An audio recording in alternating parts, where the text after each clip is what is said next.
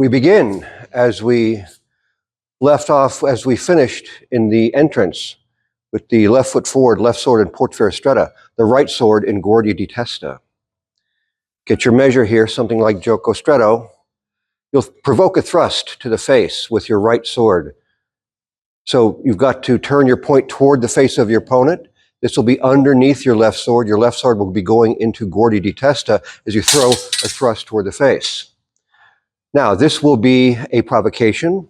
It's being parried now with a falso with the left sword of the opponent. As he parries that, that becomes a reverso. Now, consider this.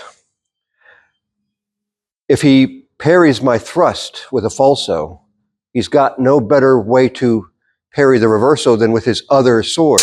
When he does that, he's opened himself up on his right side. That is the purpose of this sequence of actions. The first thrust, provocation. The cut to the leg, still a provocation because I haven't stepped again. So I'm making two actions with a single step. That's not reasonably in range. Here. And you see those will be fast.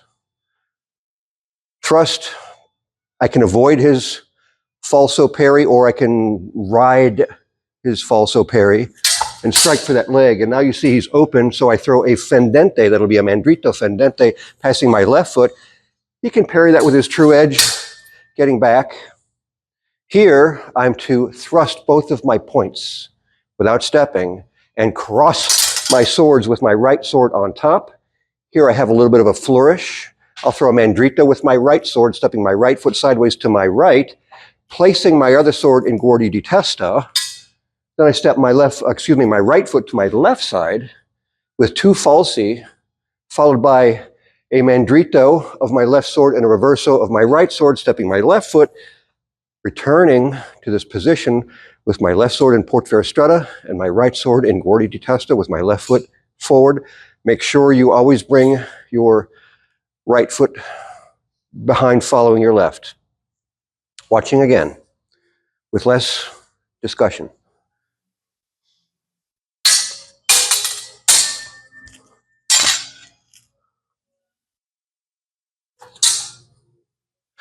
These last two actions, the footwork is sideways. There's no indication that this is offensive in any way. I'm not trying to wound my opponent. I'm simply making a flourish. And this does serve to separate the first series of actions from what follows the next section, the second series of actions.